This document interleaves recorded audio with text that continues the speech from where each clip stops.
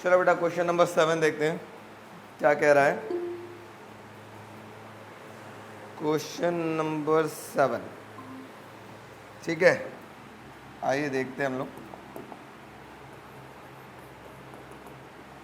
Two particles each of mass m and speed v travels in opposite direction along a parallel line separated by a distance t। ठीक है, दो particles हैं, एक particles भाई साहब इधर जा रहे हैं और दूसरे पार्टिकल भाई साहब ऊपर जा रहे हैं। ठीक है, दो पार्टिकल अलग अलग डायरेक्शन में जा रहे हैं, एक पार्टिकल इधर दूसरा पार्टिकल इधर। इन दोनों के बीच की दूरी कितनी है बच्चों? इन दोनों के बीच की दूरी है d। So that the angular momentum of two particle system is same whatever with the point about which the angular momentum is taken। कोई दूसरा एक पॉइंट ले लेते हैं, इसको हम ऐसे बोल लेते हैं, ये एक पॉइंट x बोल लेते हैं। मतलब ये कितने भी दूरी पे रखा हो, x हो, y हो, z हो, आपको ये दिखाना है इनका एंगुलर मोमेंटम क्या है, रिमेंस क्या बोल रहा है, so that the angular momentum of two vector particle remains same. मतलब चाहे x दूरी पर रखा हो, y दूरी पर रखा हो, z दूरी पर रखा हो, इनका एंगुलर मोमेंटम क्या है, सेम है। ये आपको प्रूफ करके दिखाना है। ठीक है, चलो ये मान लो x एक्सिस और ये हो जाएगा आपके पास y एक्सिस। तो अगर हम टोटल एंगुलर मोमेंटम बोले, मान लो इसके वजह से जो एंगुलर मोमेंटम मिल रहा है वो मिल रहा है L1 और इसके वजह से जो एंगुलर मोमेंटम मिल रहा है वो क्या मिल रहा है L2। तो टोटल एंगुलर मोमेंटम क्या होगा, L इज इक्वल टू मिलेगा L1 प्लस L2 मिलेगा क्या। अगर हम L की बात करें, एंगुलर मोमेंटम का फॉर्मूला होता है R into P, R1 into P1 plus, अगर दूसरे वाले की बात करें तो क्या होगा, जल्दी बोलो, R2 इंटू P2। अब अगर हम एंगुलर मोमेंटम की बात करें, R पहले वाले की बात करें तो R की मतलब इसका डिस्टेंस कितना है ओरिजिन से, x इंटू x, ऐसे लिख लेंगे आई कैप, क्योंकि x एक्सिस पे है ना ये, तो x आई कैप इंटू मोमेंटम का फॉर्मूला होगा मास इंटू वेलोसिटी। ठीक है, और इसका मोमेंटम किधर की ओर जा रहा है बच्चों, देखो ये किधर की ओर जा रहा है, नेगेटिव y एक्सिस की तरफ, तो क्या होगा j कैप, और यहाँ आ जाएगा आगे एक माइनस आ जाएगा। माइनस क्या रिप्रेजेंट करेगा, ये नेगेटिव y एक्सिस की तरफ जा रहा है। ठीक है, प्लस अब दूसरे वाले पार्टिकल की बात करें, दूसरा वाला पार्टिकल कितने दूरी पर है बताओ, x प्लस डी इंटू आई कैप, क्योंकि ये भी x एक्सिस पे रखा हुआ है, x plus D I cap cross, और मोमेंटम हो जाएगा m इंटू वी, और ये किधर की तरफ जा रहा है, पॉजिटिव y एक्सिस की तरफ, तो ये हो जाएगा j कैप। कोई दिक्कत, यस नो।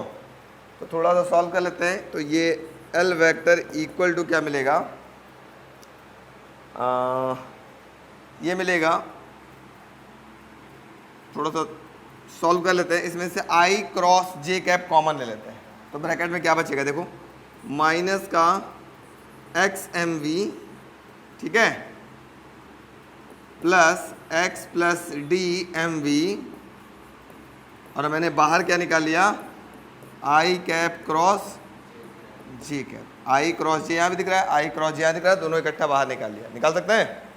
अच्छा सर, तो L वेक्टर इक्वल टू क्या मिलेगा, माइनस का एक्स एम वी प्लस का X M V plus M V D, ये तो मिलेगा ना, और I cross into J cap क्या होता है बताओ, जल्द बोलो, I cross into J cap equal to क्या होता है, के कैप, वेक्टर वाला ना, तो यहाँ पे लिख सकते हैं into K cap, X M V से X M V cancel, L vector equal to क्या हो गया, M V D into K cap. क्या ये एक्स कहीं इस फॉर्मूले में आया, नहीं ना, मतलब टोटल एंगुलर मोमेंटम चाहे आप एक्स डिस्टेंस पे रख लो दोनों सिस्टम को, या वाई डिस्टेंस पे रख लो, या कुछ और डिस्टेंस पे रख लो, एंगुलर मोमेंटम डिस्टेंस पे डिपेंड नहीं कर रहा है। ये कह रहा था प्रूव करने के लिए, so that the angular momentum vector of two particle system is same whatever be the point about which the angular momentum is taken. कितना दूर भी ले लो, चाहे एक्स दूरी पे ले लो चाहे वाई दूरी पे ले लो, सबका एंगुलर मोमेंटम क्या आ रहा है,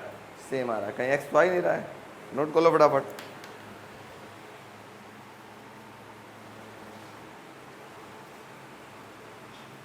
हंड्रेड % आने का चांस होता है इस टाइप का question.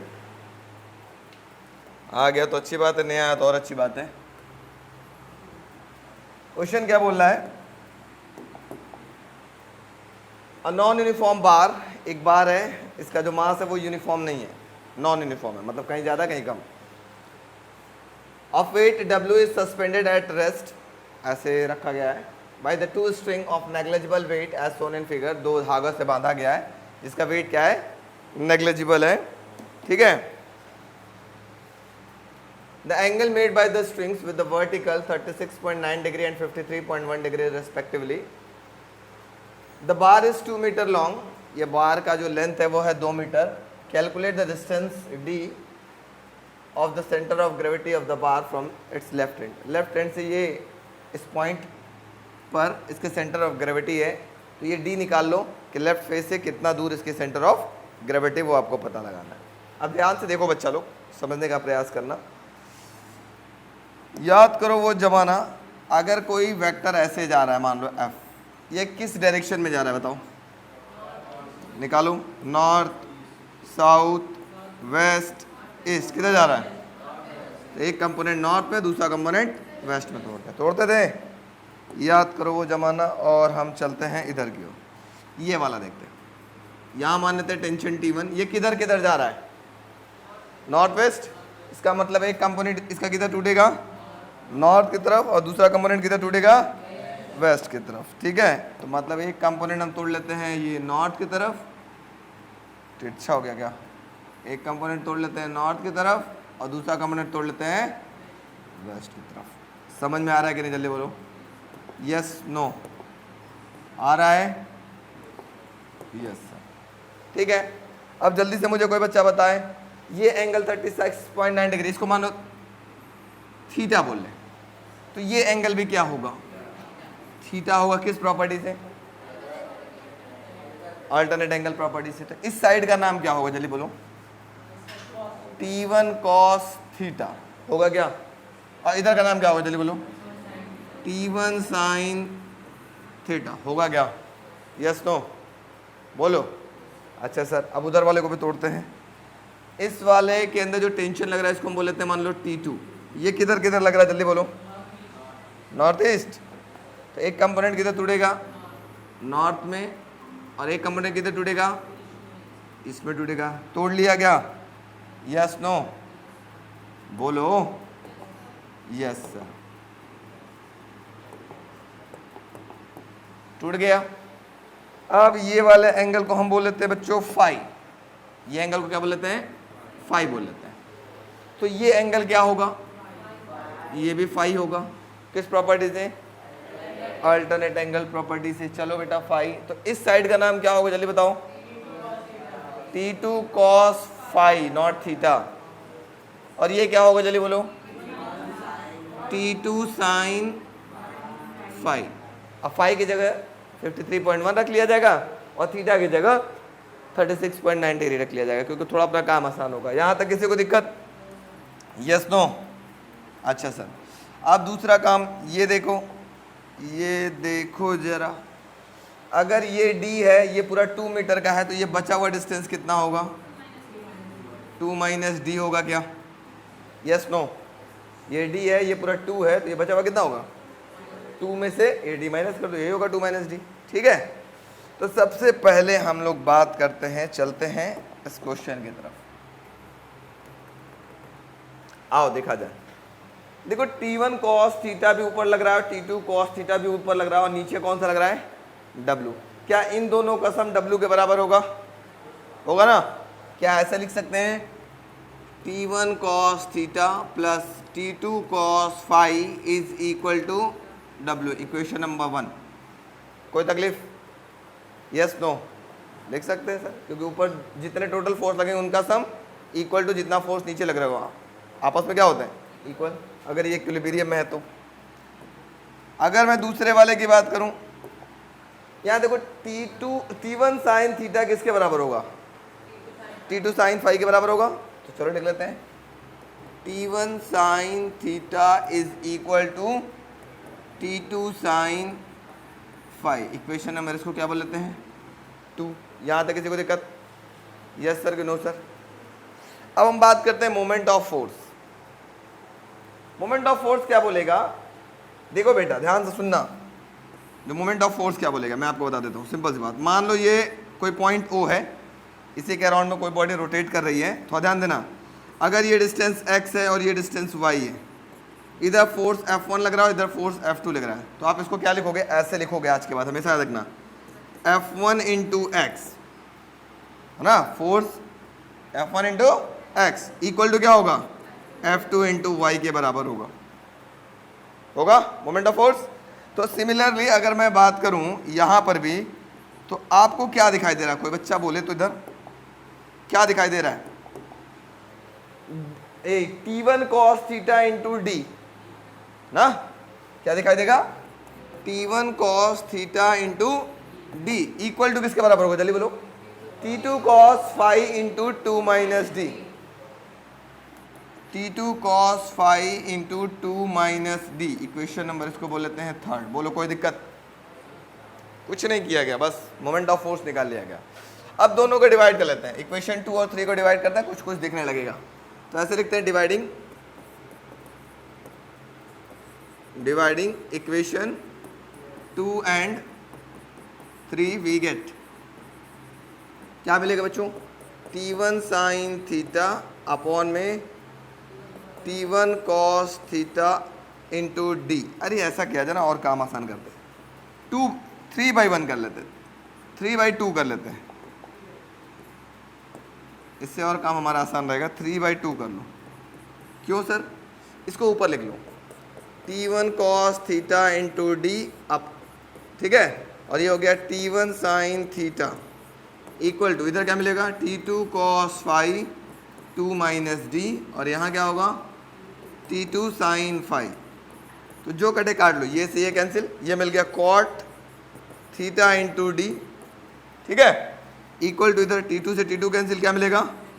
Cot phi into 2 minus D.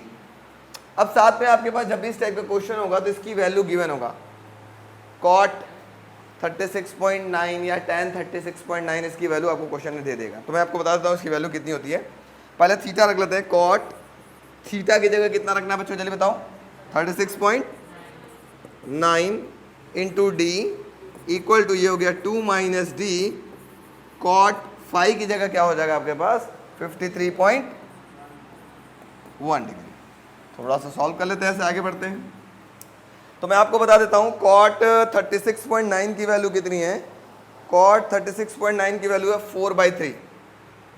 ये हो जाएगा d into 4/3 is equal to 2 minus D, और कॉट 53.1 डिग्री की वैल्यू मैं बता देता हूँ, ये है 3/4।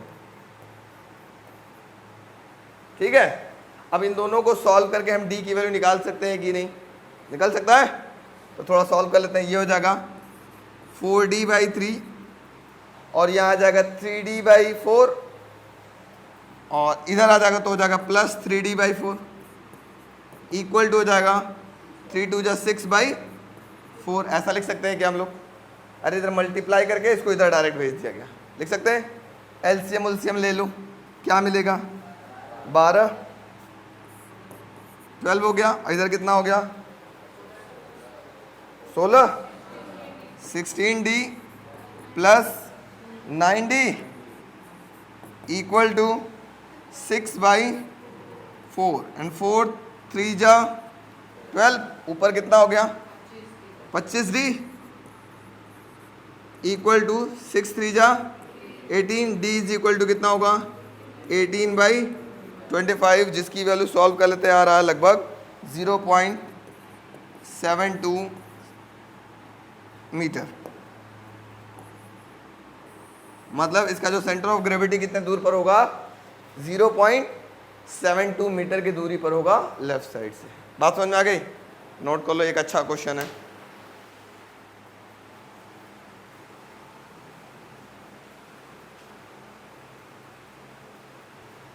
लैपटॉप से ऑन ऑफ हो जाए। चलो क्वेश्चन नंबर 9 देखते हैं क्या है। Question number 9, a car weighs 1800 kg, mass है भाई किसी कार का total 1800 kg।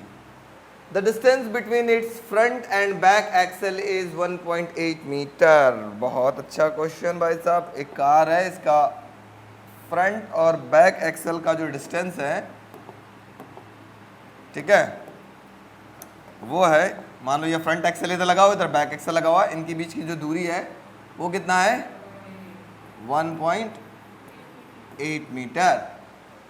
It's centre of gravity is 1.05 metre behind the front axle. मान लो ये फ्रंट एक्सल है, इसके जस्ट पीछे इसका लगा हुआ है 1.05 मीटर पर, इसका मान लो कहीं पे सेंटर ऑफ ग्रेविटी है, यहीं पर मान लो, ठीक है। Determine the force exerted by the level ground on each front wheel and each back wheel, ठीक है। अच्छा भाई साहब, तो ये क्या कर रहे होंगे, ये एक फोर्स लगा रहे होंगे इधर, इसका नाम हम रख लेते हैं F1, फ्रंट व्हील जो फोर्स लगा रहा होगा, और बैक व्हील भी एक फोर्स लगा रहा होगा, इसका नाम मैं क्या रख लेता हूं बच्चों, F2। सिर्फ अभी आगे वाले की बात कर रहे हैं। अगर आगे वाले की पता चल जाएगा तो पीछे वाले का निकाल लेंगे, है कि नहीं। अगर आगे वाले दोनों व्हील का पता चल गया तो एक व्हील का निकालना आसान है, 2 से डिवाइड कर देंगे। पीछे वाले का अगर दोनों का पता चल जाएगा तो एक का निकालना आसान है, 2 से डिवाइड करके निकाल लेंगे। तो वही काम करना है। ये पे हो गया 1.05, तो ये बचा हुआ डिस्टेंस कितना होगा बच्चों, जल्दी बताओ। 1.8 माइनस का 1.05, 0.75, ठीक है। तो बड़ा आसान है। पहले तो हम लोग निकाल लिया जाए इसका वेट, जो कि नीचे लग रहा होगा कितना, W बराबर mg। m कितना हो गया 1800 इंटू 9.8, ठीक है।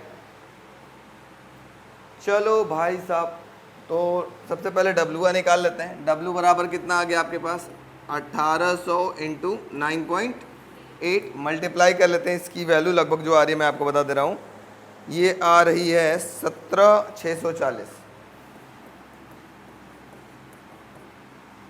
और ये W किसके बराबर होगा, F1 प्लस F2 के बराबर होगा कि नहीं होगा। तो हम ऐसे लिख सकते हैं क्या, F1 प्लस F2 बराबर क्या होगा, W। So F1 plus F2 is equal to हो गया 17,640। इक्वेशन नंबर इसको हम लोग बोल लेते हैं 1। कोई तकलीफ, अभी सिर्फ फ्रंट की बात करें, चारों चक्के की नहीं, आगे के 2 चक्के की बात कर रहा हूँ, ठीक है। तो फिर वही काम करते हैं, मोमेंट ऑफ फोर्स निकालते हैं। याद होगा F1 इंटू ये डिस्टेंस और F2 इंटू ये डिस्टेंस बराबर हो जाएंगे। तो F1 इंटू कितना है 1.05 इक्वल टू F2 इंटू कितना है 0.75। लिख सकते हैं क्या, ये दूरी तो ये तो 0.75 कहलाएगी। अच्छा सर, क्या आप ऐसे कर सकते हैं, F1 1.05 इक्वल टू F2 की वैल्यू यहां से निकाल लो, कितना मिलेगा 17,640 माइनस F1 कहलाएगा क्या, इंटू 0.75। बोलो कोई दिक्कत, अरे यहीं से निकाल लिया गया। ये F2 की वैल्यू इसको इधर भेज दो तो क्या मिलेगा, जल्दी बताओ। F2 बराबर क्या मिल जाएगा, 17,640 माइनस का F1 बचेगा, ठीक है। अब मल्टीप्लाई गुणा करो, कुछ मिलने लगेगा, दिखने लगेगा। तो ये मिलेगा 1.05 F1 इक्वल टू, और 0.75 में 17,640 लो मल्टीप्लाई कर ही लेते हैं। 17,640 मल्टीप्लाई बाई कितना था 0.75 ना, ये आ गया 13,230।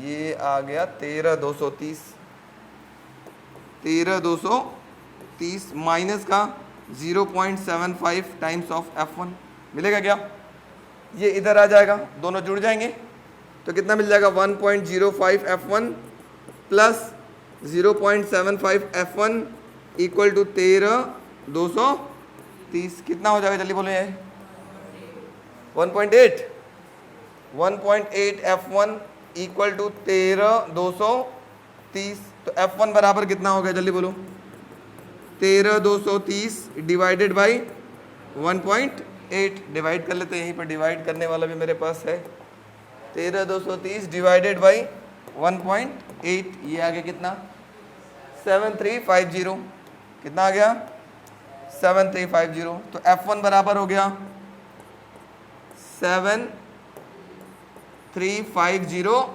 न्यूटन। अगर F1 मिल गया तो F2 निकाल लो फ्रॉम इक्वेशन 1 से।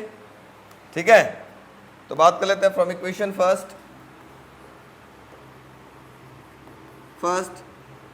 F1 प्लस F2 बराबर कितना था 17,640 और हमने किसकी वैल्यू निकाला यहाँ पर F1 आया है 7350 प्लस F2 बराबर हो जाएगा 17,640 F2 बराबर कितना हो गया 17640 माइनस का 7350 कितना मिलेगा बच्चों 17,640 कितना हुआ 17,640 माइनस 17,640 10,290 है ना। F2 बराबर कितना हो गया 10,290 न्यूटन। ये तो भी आगे के दोनों व्हील पे आ गया। तो अब बात करेंगे force acting on each front wheel which is equal to होगा F1/2 है ना। तो F1 की वैल्यू कितनी आई थी मेरे पास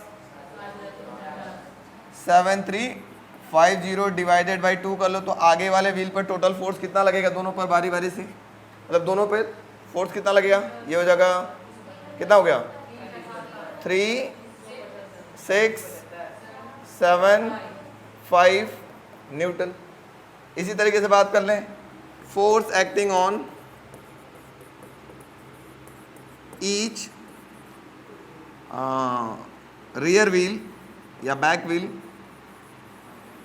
ये हो गया F2/2 F2 की वैल्यू कितनी आई है 10,290 डिवाइडेड बाई 2 काट लिया कितना आ गया 145 न्यूटन। बात समझ में आ गई नोट कर लो फटाफट झटपट फिगर भी बना लेना लोग।